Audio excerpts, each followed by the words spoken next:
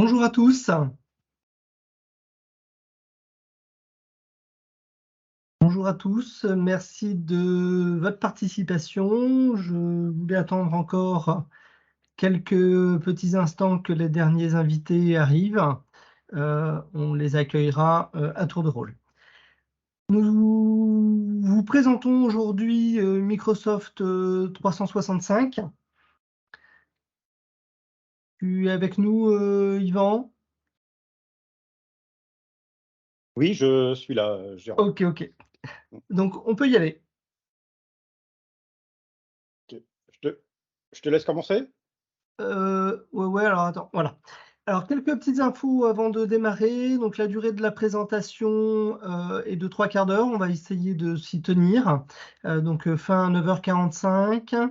Elle sera animée essentiellement par Yvan Lepetrec, ingénieur technico-commercial Vfleet, spécialisé des questions Microsoft 365, entre autres. Et puis, je le co-animerai bien entendu avec lui. Le déroulement du webinaire est ainsi fait que vos micros sont coupés. N'hésitez pas à poser des questions sur l'onglet questions-réponses sur le chat intégré à Teams. Nous répondrons à toutes vos questions donc en fin de séminaire, en fin de webinaire pour ceux qui pourront rester avec nous. N'indiquez pas effectivement les noms de vos structures pour garder de la confidentialité dans nos échanges. Voilà, à la fin du séminaire, un petit questionnaire vous sera proposé en ligne pour qu'on puisse être dans l'amélioration continue. Un petit tour sur la présentation de Vfleet. Vfleet, c'est la constitution d'un groupe sérieux et structuré autour des différentes entités que vous connaissez, OMR, CTV, Dactyl Infogérance. Vfleet, c'est 257 collaborateurs pour 32 millions de chiffre d'affaires, 4 régions couvertes et 13 agences de proximité. Au niveau des métiers, nous sommes sur des métiers que vous connaissez, téléphonie, télécom. Les métiers de la sûreté, essentiellement dans l'Ouest plutôt que sur la région centre. Applications de gestion autour de l'intégration de Sage, en l'occurrence. Système réseau et infogérance. Et le dernier né, et pas des moindres dans l'actualité aujourd'hui, la cybersécurité qui a véritablement le vent en poupe. Place au webinaire, Microsoft 365. À toi, Yvan. Très bien. Donc, je prends le relais. Donc, on va voir Microsoft 365. Alors, qu'est-ce que Microsoft 365? Ça va être un ensemble de services qui va répondre aux besoins d'une entreprise. Ce sont des solutions SaaS. Donc, c'est un logiciel que vous allez venir chercher dans le cloud de Microsoft. Alors, les principaux services qu'on va trouver sur 365, que vous connaissez peut-être déjà, vous avez la partie Word, Excel, PowerPoint, qui est la suite bureautique de Microsoft. Vous avez le logiciel Teams, visioconférence. Outlook Exchange, c'est la solution de messagerie. Vous allez aussi récupérer du stockage OneDrive, SharePoint. Et vous allez rajouter une couche de sécurité. Alors, comment sont représentés les différents groupes de licences? Si on se concentre sur les licences business qui sont plutôt destinées aux petites et moyennes entreprises, c'est-à-dire moins de 300 licences partenants, vous allez retrouver un groupe de licences qui va s'appeler Business Basic, un autre Business Standard et un troisième package plus complet qui va s'appeler Business Premium. Alors, si on détaille ces trois groupes de licences, vous avez donc la Business Basic qui va regrouper les applications Word, Excel, PowerPoint et Outlook seulement en ligne. Donc, vous allez pouvoir les utiliser en ouvrant un navigateur. Ce n'est pas la version complète d'Office telle que vous la connaissez. Vous allez retrouver l'application Teams et l'application de stockage OneDrive, SharePoint et Exchange qui va être la solution de messagerie. Donc, je répète, la suite Office bureautique est accessible seulement en ligne. Elle n'est pas installée sur un poste. Vous avez un deuxième groupe de licences qui s'appelle Business Standard. Là, vous allez retrouver les mêmes applications Word, Excel, PowerPoint et Outlook. Cette version va être complète. Donc, cette version pourra être installée sur un poste tel que vous la connaissez déjà depuis plusieurs années. Vous allez retrouver l'application Teams, l'application Exchange pour la messagerie et le stockage OneDrive SharePoint. Donc la suite bureautique est complète et elle est installée sur un poste. Elle est aussi accessible en ligne au sein d'un navigateur. Ça vous permettra d'utiliser Office, même si Office n'est pas installé sur un poste. Et vous avez une version, donc le troisième groupe de licences, la Business Premium, qui est un groupe beaucoup plus complet, puisque on va retrouver les mêmes fonctionnalités que la Business Standard, et on va y rajouter des fonctionnalités de sécurité qui vont permettre de sécuriser le poste de l'utilisateur et pouvoir protéger aussi les données lorsque vous les joignez dans un mail, par exemple. Vous allez retrouver aussi la version bureautique complète. Celle-ci a la particularité qu'elle pourra être installée sur ce qu'on appelle les serveurs RDS ou TSE, pour ceux qui connaissent. Alors j'avais bien compris qu'effectivement la suite 365 était la suite bureautique dans différents modes opératoires, mais également que c'était une messagerie. Or, une messagerie, ça fait belle lurette qu'on a déjà des systèmes de messagerie. Alors, c'est quoi Exchange finalement? Alors Exchange, donc plus particulièrement Exchange Online, puisqu'on se trouve dans le cloud Microsoft, ça va être d'abord une solution de messagerie, mais ce n'est pas qu'une solution de messagerie. On va inclure dans cette messagerie des fonctionnalités collaboratives qui vont permettre, par exemple, de partager tout ce qui est calendrier, une liste d'annuaires de contacts ou des boîtes de réception. Ça va permettre d'organiser la réservation des salles de réunion. On va pouvoir aussi créer des boîtes aux lettres partagées, c'est-à-dire des boîtes aux lettres communes entre plusieurs utilisateurs. Il y aura une notion de dossier public, c'est-à-dire qu'on met en commun un calendrier ou un annuaire, et ça va prendre en compte aussi les réponses automatiques d'absence ou autres. Vous pouvez systématiquement envoyer un message en retour à chaque mail reçu. Vous allez avoir des boîtes aux lettres de 50 gigas sur Exchange Online, ce qui est assez conséquent en fait. Vous pouvez l'étendre jusqu'à 100 gigas. Alors l'avantage d'avoir un système de messagerie à l'extérieur de son réseau, ça va permettre de fermer les portes sur le réseau local et ça va minimiser les attaques réseau. La disponibilité de la messagerie va monter à 99,9%, c'est-à-dire pratiquement tout le temps disponible. Et ça va augmenter l'accessibilité à la messagerie depuis n'importe où sur la planète, peu importe où on se trouve. Alors ça, c'est super. Donc si j'ai ma messagerie qui est hébergée et comme j'ai mes applications métiers qui sont en SaaS pour certaines ou pour d'autres vont finir par migrer vers le cloud, qu'est-ce que je fais et dois-je conserver mon serveur de fichiers et mon AD local? Et puis surtout, comment j'accède à mes fichiers? Alors, sur Microsoft 365, on vous attribue des zones de stockage avec lesquelles vous allez pouvoir transférer vos fichiers qui vont se trouver sur des serveurs de fichiers, par exemple. Donc, vous allez trouver une première zone de stockage qui va s'appeler OneDrive. Et OneDrive, c'est une zone de stockage dédiée à l'utilisateur. Donc, ça va être une zone de stockage personnelle qui va faire 1 Tera. L'accès à ce stockage-là pourra se faire depuis un navigateur en mode web ou depuis l'explorateur de fichiers d'un poste. Alors, OneDrive aussi va être utilisé pour pouvoir partager des gros fichiers avec des interlocuteurs extérieurs. Donc, ce qu'on peut faire aujourd'hui avec WeTransfer. Donc, ça va remplacer WeTransfer. Et il y a des particularités sur lesquelles vous pouvez définir des partages sur une durée définie. Vous allez pouvoir protéger votre partage avec des mots de passe. ou bloquer le téléchargement pour partager un fichier pour que le destinataire puisse le visualiser seulement, sans pouvoir le télécharger. Cette zone de stockage peut gêner certains fonctionnements. Il y a toujours possibilité de pouvoir bloquer l'accès à une zone de stockage personnelle. Et vous avez une deuxième type de stockage, un deuxième type de stockage qui va s'appeler SharePoint Online. Ça va être le stockage commun. C'est le SharePoint Online qui va remplacer un serveur de fichiers d'un réseau local. L'espace de stockage va être supérieur à 1 Tera. Il y aura toujours possibilité d'étendre le stockage.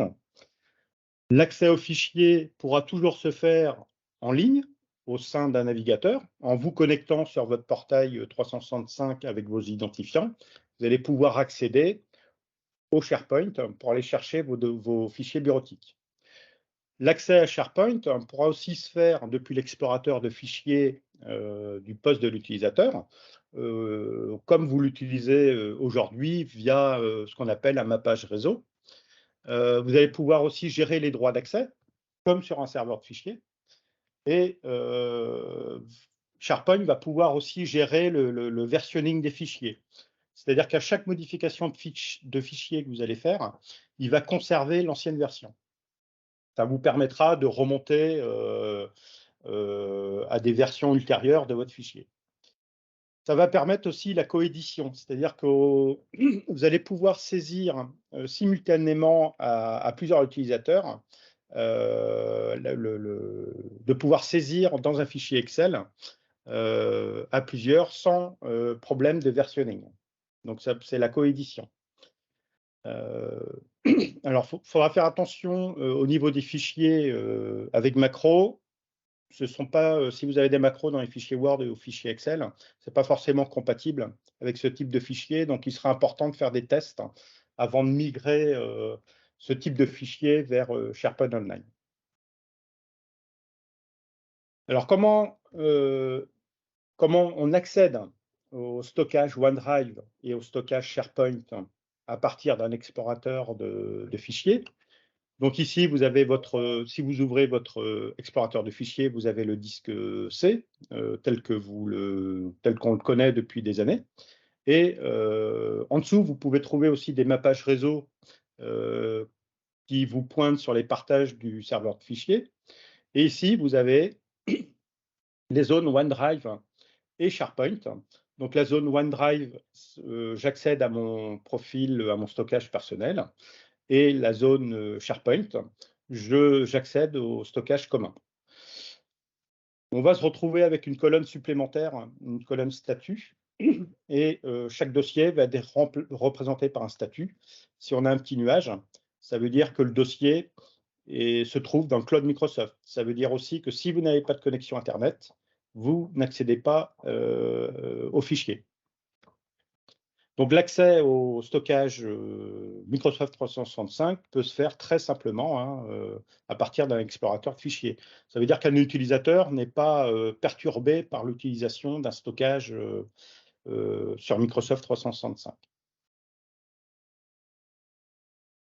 Alors pour transférer vos fichiers sur SharePoint Online, il va falloir mettre en place aussi des droits d'accès en fonction des dossiers et des données. Donc pour ça, vous avez besoin d'une liste d'utilisateurs pour pouvoir créer ensuite des groupes et créer des droits d'accès. Donc les identifiants utilisateurs du réseau local vont être répliqués sur Microsoft 365, en fait sur Azure AD. Donc un utilisateur va se retrouver avec les mêmes identifiants et les mêmes mots de passe sur le réseau local et sur Microsoft 365. Ça va permettre aussi de mettre en place des conditions d'accès, suivant les sites de connexion, suivant les utilisateurs, suivant les applications utilisées. Vous pouvez interdire l'accès aux données depuis certains sites de connexion, ou vous privilégiez l'accès que depuis l'entreprise. Tout ce qui est accès aux données depuis n'importe où sur Internet pourra être bloqué. Ça permet aussi de protéger l'accès à vos données. Ça va permettre aussi de déclarer vos applications full web. Par exemple, vous avez un logiciel de compta directement chez l'éditeur. Vous allez pouvoir déclarer cette application-là directement dans 365, ce qui va permettre à l'utilisateur d'accéder depuis son portail 365 à son application de comptabilité qui va se trouver directement chez l'éditeur. Tout ça pour simplifier les accès. L'utilisateur utilise ses identifiants, ses mots de passe, et il aura accès à l'ensemble de ces applications, qu'elles soient hébergées par Microsoft ou pas. Et le MFA est obligatoire du coup. Comment? Le MFA est obligatoire, je crois, hein. Alors, le MFA va être obligatoire puisque en fait, vos données vont se retrouver dans un cloud. Donc, vos données vont être davantage exposées sur Internet. Donc, il sera obligatoire de mettre en place la multi-authentification. Donc, ça sera un login, un mot de passe, plus un code fourni par une application ou par un autre élément. Merci. Donc maintenant que mon serveur de fichiers est hébergé, ma messagerie aussi, il ne m'en manque plus qu'un outil de visio finalement pour faire du télétravail. Alors, bon, Teams est connu aujourd'hui pour organiser des visioconférences, mais Teams, ce n'est pas que des visioconférences, hein. Ça va permettre aussi d'avoir une zone de discussion en mode chat, hein. C'est de la discussion directe par écrit entre interlocuteurs. Ça va permettre aussi de passer des appels téléphoniques internes avec ses collaborateurs. Ça va faciliter le contact en télétravail, hein. Lorsque une personne est en télétravail, on est dans la capacité de pouvoir la contacter par téléphone. Et ben, via Teams, va permettre de pouvoir la contacter par téléphone très facilement. Et tout ça sans coût de communication. Et Teams va permettre aussi d'organiser le travail en équipe. Donc le travail en mode projet. À cette équipe est associée une zone de stockage. Et dans l'équipe, on va inviter soit des collaborateurs, soit des personnes de l'extérieur. Ça peut être des clients, des fournisseurs, hein, des consultants. Et ça va permettre de travailler sur un même sujet, sur une même et en ayant accès au même fichier.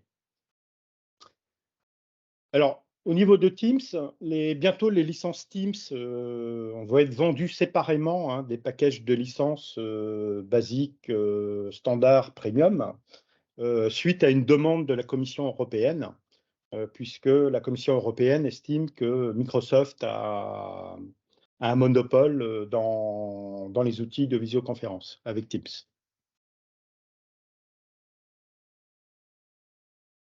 Très bien. Alors moi j'ai appris également que sous Teams, il y avait beaucoup d'outils, une multitude d'outils qui permettent de gagner, d'optimiser du temps et qu'en plus il serait gratuit.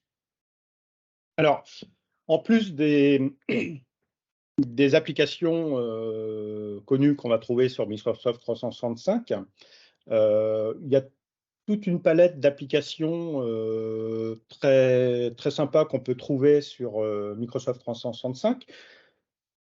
Donc, vous avez des applications type Forms qui va permettre de créer des enquêtes ou des sondages. Vous allez pouvoir trouver Power BI qui va permettre d'interroger des bases de données.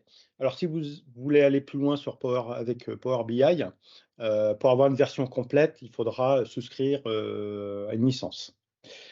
Vous allez trouver une application Stream qui est une bibliothèque de vidéos, Bookings qui va servir en fait à simplifier la prise de rendez-vous en sélectionnant des dates communes. Vous allez trouver Planner qui est un planning de gestion de projet. Et toutes ces applications peuvent être rajoutées au sein d'une équipe Teams pour faciliter le travail en équipe. Ou elles peuvent être utilisées aussi de façon individuelle.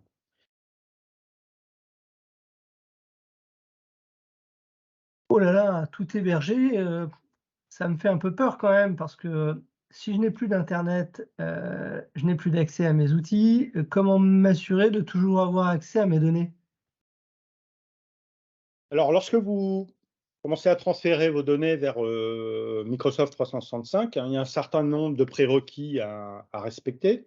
Vous avez d'abord le débit Internet. Hein. Le débit Internet, vous devez avoir une fibre optique obligatoirement pour avoir un certain confort d'utilisation.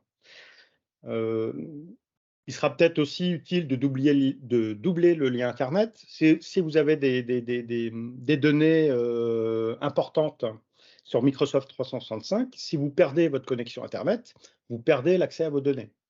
Donc, il sera quelquefois préférable de doubler ce lien Internet pour pouvoir préserver l'accès aux données. Alors, pareil pour le firewall, hein, puisque le firewall, c'est le boîtier qui va vous connecter à Internet. Il est hébergé sur votre réseau local. Le firewall va se charger d'un certain nombre de filtrage des flux. Il va vérifier les flux pour sécuriser le flux de données. Donc, il va falloir quelquefois prévoir un modèle supérieur puisque votre firewall va travailler davantage. Et il va falloir aussi prévoir le doublement de votre firewall. Si un firewall tombe en panne, vous perdez l'accès, vous perdez Internet, vous perdez l'accès à vos données. Donc, en fonction des besoins et des criticités, il faudra adopter telle ou telle configuration. Il faudra aussi vous équiper de PC Windows 10. Donc, ce sont des versions de Windows beaucoup plus adaptées à Microsoft 365 que des versions comme Windows 7, par exemple. Et vous pouvez aussi utiliser du macOS. Alors, il faut savoir que Microsoft 365 est adapté à toutes les plateformes comme Windows ou Mac. Hein.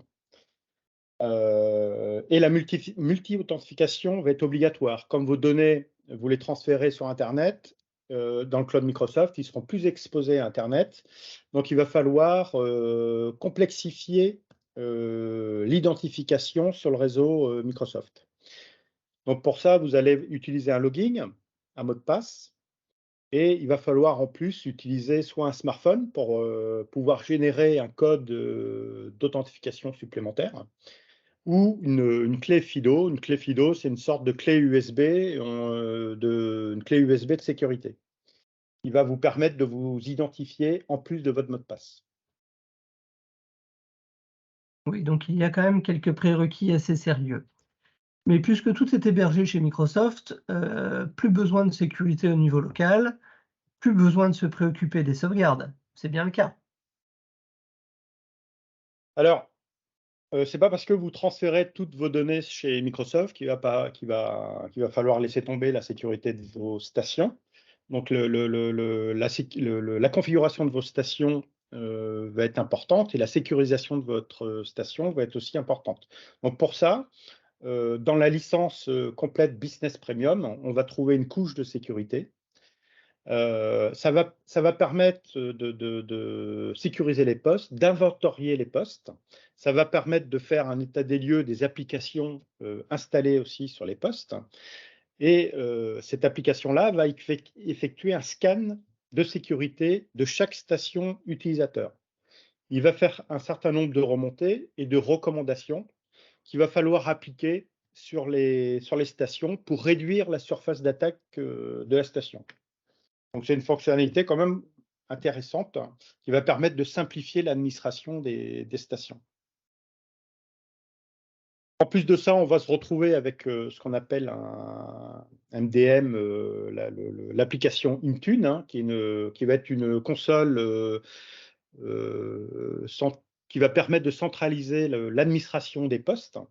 Donc, quand je parle des postes, ça peut être aussi les smartphones. Hein. Les postes, ça va être Windows et Mac. Les smartphones, ça va être des smartphones Android et des smartphones, des iPhones sous iOS. Cette Intune va permettre de pousser des configurations sur les périphériques, stations ou smartphones. Ça va permettre aussi de superviser l'état de santé d'une station, d'un smartphone. Si une station n'est pas à un niveau de sécurité correct, la supervision enverra une alerte aux administrateurs pour pouvoir corriger la station. Ça va permettre aussi de déployer des applications à distance. Donc, vous n'avez plus besoin d'intervenir physiquement sur les stations.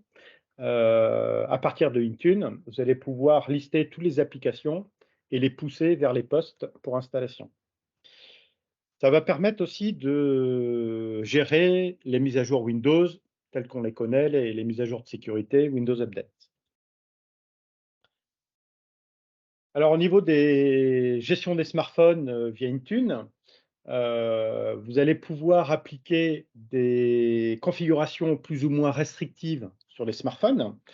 Donc si les utilisateurs sont équipés de téléphones personnels, vous allez pas, être restrictif, hein, sur leur, smartphone. Vous allez juste rajouter un profil personnel, professionnel sur les smartphones personnels, ce qui va permettre à l'utilisateur de pouvoir installer ses applications professionnelles. Vous pouvez, adopter une configuration, un peu plus restrictive, c'est-à-dire vous allez préparer un smartphone avec les applications, métiers. Vous laissez quand même une certaine liberté à l'utilisateur pour pouvoir installer, d'autres applications.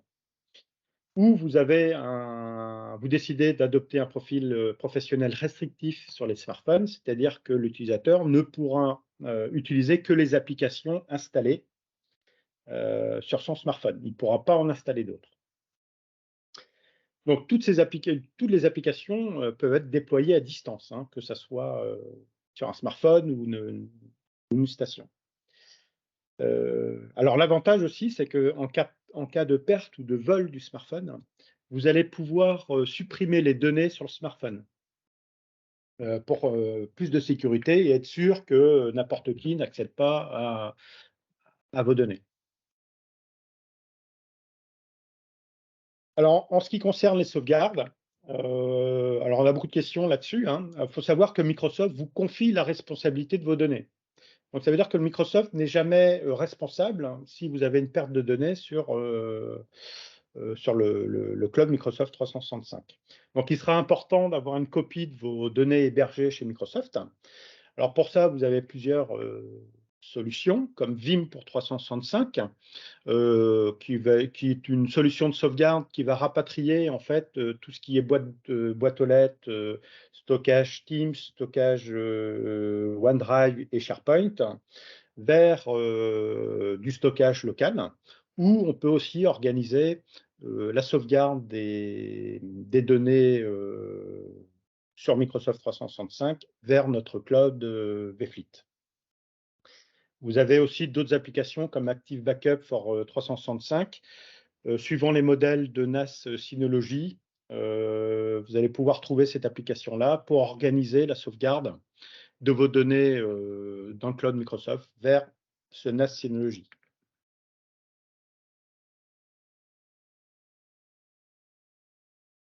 Alors maintenant que Ouais. je n'ai plus de serveur en local dans l'entreprise, finalement, je vais pouvoir résilier mon infogérance. Alors, c'est pas parce que vous transférez en fait vos données chez Microsoft que vous n'avez plus la charge de l'entretien de votre réseau informatique. Donc, un poste utilisateur, ça reste un outil de travail. Il est important que cet outil de travail soit confortable à utiliser, soit sécurisé. Donc, il y a des fonctionnalités sur Microsoft 365 comme Intune qui vont faire plusieurs remontées. Il va falloir effectuer les mises à jour ou des corrections sur les stations. Il va falloir pousser aussi des profils de configuration vers ces stations et les superviser. Les superviser pour vérifier qu'elles soient en bon état de santé. Il va falloir administrer la messagerie, le stockage. Il va falloir gérer aussi les droits d'accès sur votre serveur de fichiers qui va être transféré sur SharePoint. Il va falloir aussi gérer les sauvegardes, hein. On peut aussi vous accompagner sur les applications autres, autres que les services principaux, comme Planner, Forms, d'autres applications, hein. On peut vous accompagner pour pouvoir les utiliser le mieux possible. Il va falloir aussi s'occuper de la sécurité de votre réseau local par rapport à Internet, en n'oubliant pas d'effectuer les mises à jour de sécurité sur les firewalls. Oui, il y a quand même un petit peu de travail. Maintenant, ça a l'air quand même simple, efficace et plus souple que notre, système d'information traditionnel en local. comme vous dites si bien, on-premise. Finalement, quels sont les avantages et inconvénients des deux modèles, on-cloud et on-premise? Et est-ce qu'il existe des modèles hybrides? Alors, l'avantage, l'inconvénient d'une configuration locale, hein, telle qu'on la connaît aujourd'hui depuis 20 ans maintenant, plus de 20 ans. Alors, l'avantage, c'est que vous êtes propriétaire de votre infrastructure. Vous pouvez la configurer comme vous voulez. Les données seront dans l'entreprise, donc même si vous avez une panne Internet, vous allez pouvoir continuer à accéder à vos données. Et vous aurez aussi la possibilité de changer de fournisseur informatique plus facilement, hein. Lorsque vous êtes sur un cloud, hein, il sera plus difficile de quitter ce cloud-là vers un autre fournisseur. Alors l'inconvénient, c'est que vous devez quand même gérer cette infrastructure locale, hein. Ça va demander un certain nombre de mises à jour, un certain nombre aussi de compétences spécifiques pour pouvoir gérer cette infrastructure. L'accès aux données depuis Internet vers le réseau local va demander aussi des solutions spécifiques comme les VPN SSL. Et il va falloir aussi prévoir des solutions de reprise d'activité comme le PRA en cas de défaillance des serveurs de production. Ça permettra de préserver la production à partir de serveurs de secours. Alors, les avantages et inconvénients d'une configuration full 365, donc vous avez migré l'ensemble de vos données vers le cloud Microsoft. Donc, vous allez vous retrouver avec une infrastructure réseau minimale, qui va consister à avoir des stations, des éléments de sécurité firewall, hein, ou des switches, plus votre connexion Internet. Donc, l'accès aux données depuis l'extérieur va être simplifié, surtout pour les nomades, les gens qui sont souvent à l'extérieur. Ça va leur permettre d'accéder aux données plus facilement. Le coût du système informatique va être intégré comme une charge d'exploitation au lieu d'un investissement, et ça va faciliter aussi la mise en place du télétravail. Alors, l'inconvénient d'avoir toutes ces données chez Microsoft, c'est que vos données vont être davantage exposées à Internet. Donc, ça veut dire que vous allez devoir mettre en place la multi-authentification, ce qui veut dire qu'il va falloir équiper vos utilisateurs d'un périphérique supplémentaire, soit un smartphone, soit des clés FIDO, des clés USB de sécurité. Le cloud est non souverain, hein, il est non européen, puisque Microsoft est américain. La fiabilité de la connexion Internet va être importante. Si vous avez un manque de fiabilité de la connexion Internet, ça va perturber l'accès à vos données. Vous allez dépendre aussi des tarifs de l'hébergeur. Microsoft peut avoir la liberté de monter leurs tarifs. Vous êtes soumis aux tarifs de Microsoft. Et Microsoft 365 reste un cloud public et ce n'est pas toujours adapté aux données stratégiques. Alors, on peut faire aussi un mixte des deux. On peut garder une partie de notre réseau local et transférer un certain nombre de données vers Microsoft 365. On va avoir des identifiants communs entre le réseau local et Microsoft 365. L'utilisateur utilisera les mêmes identifiants. Donc, on va privilégier sur Microsoft 365 les données que doivent utiliser les nomades ou les utilisateurs distants, hein. Ça va permettre de fermer en fait les portes sur votre réseau local et votre réseau local sera moins exposé sur Internet. On aura tendance aussi à garder les données stratégiques sur le réseau local, hein, donc ces données seront moins exposées à Internet. Ça va quand même faciliter le télétravail, puisque vous allez pouvoir bénéficier de Teams, SharePoint et pouvoir transférer un certain nombre de données pour avoir un accès et pour faciliter l'accès depuis Internet. Ça va permettre aussi, on va passer par une configuration hybride. Si vous souhaitez passer d'une configuration locale vers une configuration full 365, la migration se fera de façon progressive, puisqu'on passera par une configuration hybride. Alors finalement, derrière ce schéma en apparence marketing de facilité, la réalité elle est un peu plus complexe dans l'utilisation de 365. Ce qu'il faut surtout comprendre, c'est que le contexte dans lequel chacun d'entre nous, dans nos sociétés respectives, se situe, c'est le contexte qui a une importance la plus relative vis-à-vis de cette intégration full 365 ou hybride. Finalement, c'est un petit peu ce que tu sembles dire, Yvan. Oui, donc faut bien réfléchir avant de transférer toutes ces données, hein. Lorsqu'on transfère en fait ces données vers le cloud de Microsoft, hein, il sera plus difficile de faire machine arrière, contrairement à à stocker ces données sur un réseau local. D'accord. Donc l'intégration 365, oui. L'application hébergée, métier, ça a du sens et on va dans cette direction-là.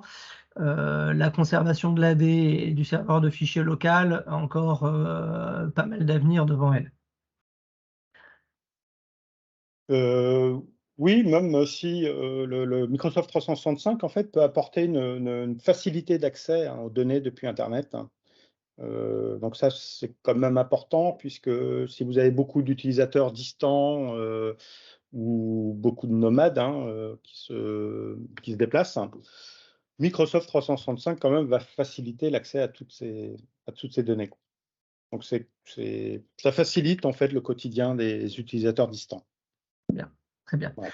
Alors, nous avions choisi une présentation assez ouverte, peu technique. Donc, si pour certains, vous avez l'impression de rester un peu sur votre faim, je vous propose de nous solliciter, enfin de solliciter vos interlocuteurs commerciaux pour qu'on puisse vous proposer un rendez-vous en one-to-one avec Yvan, plutôt en mode démo dans votre contexte, hein, pour aller affiner vos questions-réponses. De la même manière, sur les outils qui gravitent autour de Teams, il y a tout un écosystème d'outils gratuits, comme on en a parlé tout à l'heure en surface. Il faut savoir les appréhender, aller les chercher. Et pour ça, on a quelques partenaires qui sont des sociétés dédiées beaucoup plus dans l'analyse fonctionnelle de vos besoins pour aller chercher le bon outil qui peut être adapté à votre besoin, avec qui nous pouvons vous mettre en relation et avec qui nous nous chargerons de l'intégration commune au travers de votre système d'information. Je n'ai pas vu beaucoup de questions tout à l'heure. J'en avais une qui demandait, une personne qui demandait qu'est-ce qu'un tenant au tout départ de la démarche. Alors, Est-ce que tu peux nous en parler un peu plus, Yvan? Alors, en fait, un tenant, c'est votre abonnement chez Microsoft 365, c'est votre portail 365. En fait, c'est votre organisation chez Microsoft. Donc, chaque utilisateur va être créé sur un tenant 365. Vous allez retrouver votre liste d'utilisateurs, vous allez retrouver vos licences, vous allez associer des licences à vos utilisateurs. Et vos utilisateurs vont avoir les applications suivant les licences qui leur sont associées. Donc le tenant, en fait, c'est votre portail 365, c'est le portail d'entreprise chez Microsoft. Alors, je ne sais pas si je peux remettre les micros pour tout le monde. Je vous propose, si vous avez des questions, de lever la main tout simplement, et comme ça, je vous donne la possibilité de poser vos questions. Ce sera un petit peu plus interactif. Que certains veulent se manifester. Alors, j'ai Arnaud qui nous pose une question, et Cyril. Bonjour Bonjour. Arnaud, votre micro est ouvert. Oui, bonjour. Je voulais savoir Bon. pour le MFA s'il existe d'autres dispositifs que le smartphone personnel du collaborateur, qui n'est pas forcément le plus adapté pour être utilisé dans le domaine professionnel. Ouais. Bonne question. Alors, la mise en place de la multi-authentification n'est pas une simple opération, en fait, contrairement à ce qu'on peut penser. On va souvent utiliser les smartphones des utilisateurs. Alors, tant que l'utilisateur a des smartphones professionnels, ça ne pose pas de problème. on va pouvoir installer des applications professionnelles pour pouvoir s'identifier. L'utilisation d'un téléphone personnel peut poser problème pour un utilisateur. Donc dans ce cas-là, on va remplacer le smartphone par ce qu'on appelle des clés FIDO. Ce sont des clés USB qui va permettre de rajouter un code automatiquement à l'authentification de l'utilisateur sur son poste. Donc ça veut dire aussi que si l'utilisateur oublie soit son smartphone, soit sa clé FIDO, il ne pourra pas utiliser, surtout s'il est à l'extérieur, il ne pourra pas avoir accès à ces données Microsoft 365. Donc ça peut quelquefois poser problème, mais il reste quand même important de sécuriser l'accès à Microsoft 365. Sachant aussi que le code SMS va être de plus en plus déprécié puisque l'envoi d'un code via SMS peut être craqué. Donc Microsoft ne préconise plus l'envoi de code via SMS. Il préconise l'application Microsoft Authenticator qui va pouvoir générer un code tous les 30 secondes et la clé FIDO qui va être en possession de l'utilisateur qui veut se connecter. Voilà. Le coût d'une clé FIDO, pour être complet, Yvan, je crois qu'on est autour d'une quarantaine, une cinquantaine d'euros. Ouais, c'est ça, ouais. C'est ça, 40 euros à peu près, ouais. Ouais, en acquisition. Par utilisateur, ouais. En acquisition. Ouais. Donc il faut l'utilisateur aura besoin de sa clé FIDO pour avoir un accès aux données Microsoft 365. Ça répond à votre question, Arnaud? Oui, merci. Cyril, vous avez la main, votre micro est activé de mon côté. Alors, je vais compléter en fait la question d'Arnaud concernant la multi-authentification. Le nombre d'authentifications, il est défini aléatoirement, c'est-à-dire que quand je démarre mon poste, une fois dans la semaine, une fois tous les mois, comment en fait les personnes vont avoir la double authentification? Alors, lorsqu'on met en place la multi-authentification, suivant l'outil, le poste que va utiliser l'utilisateur, si c'est un accès web au sein d'un navigateur, systématiquement, l'utilisateur devra saisir un code supplémentaire. Si il utilise son poste personnel, en utilisant par exemple le client Outlook pour sa messagerie, il va devoir s'identifier avec un mot de passe supplémentaire une fois. Le poste va le mémoriser et il n'aura plus besoin de s'identifier en multi-authentification par la suite. Donc, il pourra ouvrir Outlook de la même façon qu'il le fait aujourd'hui. Ça va servir surtout à protéger les accès web depuis Internet, les accès temporaires, surtout quand l'utilisateur n'utilise pas son propre matériel. Puisque lorsque vous allez vous connecter chez Microsoft 365, avec votre station va être aussi enregistrée chez Microsoft. Donc, Microsoft aura connaissance de votre outil de travail. Donc, il va moins vous embêter avec la multi-authentification si l'utilisateur se connecte à partir de ses outils de travail.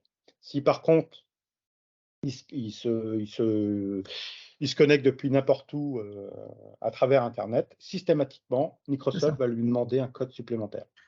Donc, ce qu'il faut préciser, c'est effectivement pour les personnes qui sont mobiles ou télétravaillent, à chaque fois qu'il y a un changement en fait, d'adresse IP publique, pour ça va redemander une authentification aux outils. Donc, si vous travaillez, par exemple, le matin de chez vous, l'après-midi au bureau, à chaque fois, il y aura un changement, à chaque fois, il vous redemandera une authentification. Alors, si on ne travaille pas avec si on a un portable, si l'utilisateur a un portable, oui. Le client Outlook et Microsoft va mémoriser en fait l'outil de travail de l'utilisateur qui se trouve à l'entreprise ou chez lui. S'il utilise le même portable, Microsoft ne lui demandera pas de la multi-authentification. D'accord. On peut faire en sorte aussi qu'on impose à l'utilisateur de se réidentifier en multi-authentification tous les trimestres, au moins une fois par trimestre, par exemple. D'accord. Nous, notre fréquence, on est tous les 15 jours, je crois. On est tous les 15 jours. ce qui peut paraître beaucoup, puisque vous allez devoir vous réidentifier sur tous vos outils de travail, c'est-à-dire vos portables, vos tablettes, vos smartphones. Donc, vous allez devoir saisir le login, le mot de passe. Donc, un mot de passe peut être assez complexe aujourd'hui, plus votre code de multi-authentification. Donc, je dirais qu'une fois, une fois par mois, ça reste raisonnable, je trouve. Très bien. D'autres questions? Du coup, je continue. Cette double authentification, elle est quelque part quasi obligatoire compte tenu des risques que vous évoquez là. Ou pas? La multi-authentification reste obligatoire, hein. Dès l'instant que vous transférez vos données vers Microsoft 365, vos données seront davantage exposées à Internet. Un utilisateur va se connecter avec son adresse de messagerie qui va être diffusée. Tout le monde peut connaître votre adresse de messagerie et plus votre mot de passe. Donc, dès l'instant que n'importe qui peut connaître votre login, il restera à trouver votre mot de passe. On va complexifier l'identification via un code supplémentaire. Donc, le MFA, la multi-authentification, est obligatoire lorsque vous accédez à vos données chez Microsoft. Très bien, merci.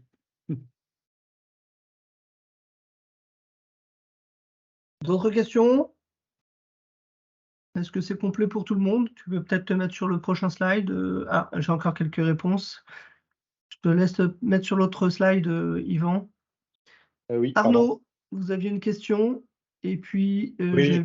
j'ai également Anthony ensuite. J'en profite. Je voulais savoir si Azure AD était obligatoire pour utiliser SharePoint. Alors, SharePoint, vous allez créer en fait un serveur de fichiers sur SharePoint. Et sur ce serveur de fichiers, suivant les données, vous allez devoir mettre en place des droits d'accès suivant les utilisateurs. Donc, pour pouvoir mettre ces droits d'accès, vous avez besoin d'une liste d'utilisateurs. Et cette liste d'utilisateurs va être créée sur Azure AD. Donc, le Azure AD est incontournable, puisque sans Azure AD, vous n'allez pas pouvoir vous identifier sur les services 365. D'accord. Non. Donc, l'Azure AD, en fait, c'est l'Active Directory dans le cloud Microsoft, quoi. Donc, on va pouvoir gérer un certain nombre d'utilisateurs, de groupes avec lesquels on va pouvoir mettre des droits d'accès sur des données. C'est complet pour vous, Arnaud? Oui, merci. Anthony, vous laissons la parole. Votre micro est ouvert. Il est fermé de votre côté.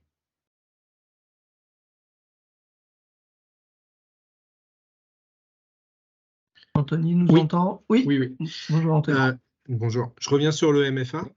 Oui. Est-ce que ça nécessite une licence particulière?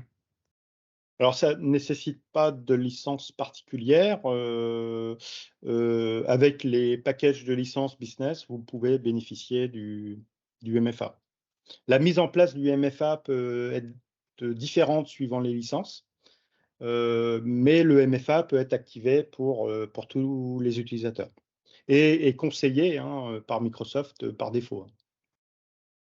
D'accord. Moi, je pensais que c'était soumis à licence. Et même si on utilise une solution comme une clé FIDO, il n'y a pas de souci. Alors non, pour moi, non. Vous pouvez utiliser. En fait, vous choisissez le matériel que vous allez utiliser pour la multi-authentification. Donc, il va falloir ensuite déclarer ce matériel-là sur Azure AD pour que les utilisateurs puissent configurer leur multi-authentification. Et quand on l'active, on est obligé de le mettre pour toutes les personnes qui ont un compte Office Non. 365 ou on peut dissocier? Vous pouvez, alors moi je vous conseille pas de le faire du jour au lendemain. Il va falloir le faire de façon progressive en prenant des groupes d'utilisateurs, des petits groupes d'utilisateurs. Donc vous n'êtes pas obligé de mettre de la multi-authentification pour tous vos utilisateurs. On privilégie souvent les profils stratégiques ou les profils distants ou nomades. ceux qui travaillent depuis Internet, on va leur imposer la multi-authentification. On imposera peut-être moins la multi-authentification pour les utilisateurs qui travaillent en local. C'est-à-dire qu'on peut faire en sorte qu'un utilisateur qui travaille sur le réseau local puisse accéder au service 365 et seulement s'il se trouve au bureau. S'il se trouve chez lui, comme il a une connexion Internet, on peut penser qu'il ait accès au centre de données de l'entreprise.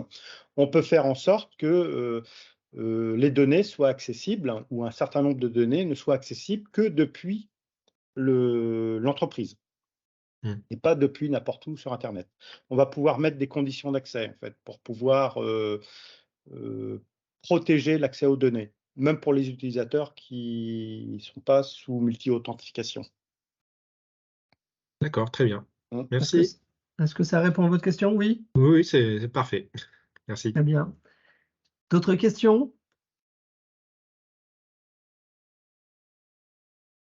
Ça me semble complet. Pas de questions sur les mobiles? Très bien, mais écoutez, je vous propose d'en rester là. Tu peux peut-être mettre les derniers slides, Yvan. Donc Toujours là, plus. on peut donc Microsoft 365, c'est une liste d'applications que vous pouvez utiliser. On connaît surtout les mêmes, la suite Office bureautique, Teams, SharePoint, OneDrive, la messagerie sous 365. Mais vous pouvez aussi bénéficier de d'autres applications. Elles ne sont pas toutes gratuites, elles sont quelquefois sous licence.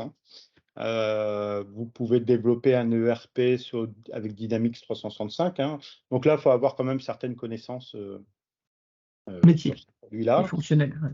Voilà, vous allez retrouver en fait des applications qui vont permettre de gérer un projet, de gérer des tâches, des plannings.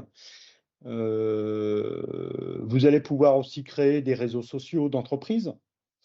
Vous avez des applications type Whiteboard, qui est le tableau blanc. Lorsque vous présentez quelque chose, vous pouvez faire des annotations via ce tableau blanc. Ça va vous permettre aussi de pouvoir créer des petites applications avec Power Apps. Donc là aussi, ça demande quand même une formation, mais vous pouvez développer certaines applications sans connaître forcément le code pour pouvoir développer. Et vous allez aussi trouver un certain nombre d'applications qui vont faire des statistiques sur l'utilisation de votre portail 365. Donc, ça va vous lister la façon dont vous utilisez les outils 365 pour pouvoir vous améliorer. Après, ça reste une mentalité assez américaine. On n'a pas forcément cette culture-là en France encore. Donc, voilà. Très bien. Merci Yvan pour ta présentation très claire. Merci à vous tous d'avoir participé. Comme je l'ai dit tout à l'heure, si vous avez des questions plus techniques et vous souhaitez un rendez-vous, une démonstration un peu plus poussée avec des écrans, naviguer sur des écrans de consoles d'administration ou de sécurité avec Yvan, n'hésitez pas à le demander à vos interlocuteurs. Nous nous ferons un plaisir d'organiser ça avec vous.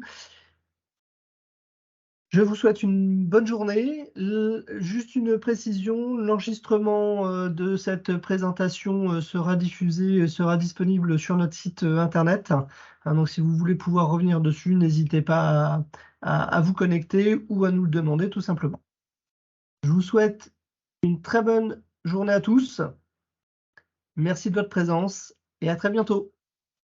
Merci. Au revoir. Au revoir.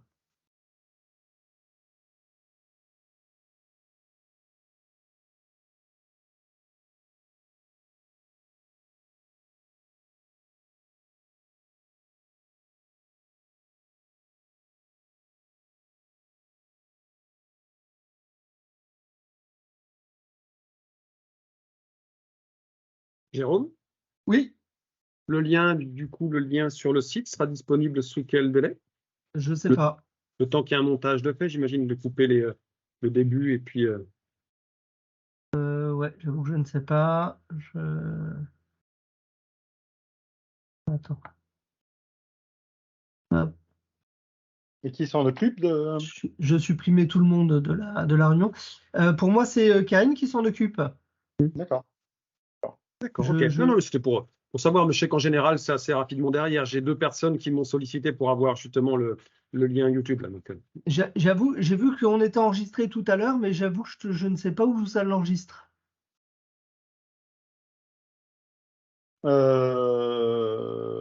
C'est- ça doit enregistrer dans le cloud, dans notre espace de mémoire. Victor, tu sais comment on retrouve l'enregistrement? Ah, voilà. Alors, faut que tout le monde quitte, en fait. Faut mettre fin au webinaire Ouais. et il va être, et en retournant dessus par la suite, il va être disponible. Là, je peux cliquer sur arrêter l'enregistrement. Sinon. Voilà, là, tu fais arrêter l'enregistrement. Ok. Et normalement, dans le chat, on devrait même voir le lien de l'enregistrement, je crois. Arrêter l'enregistrement et la transcription. Arrêter. Ok.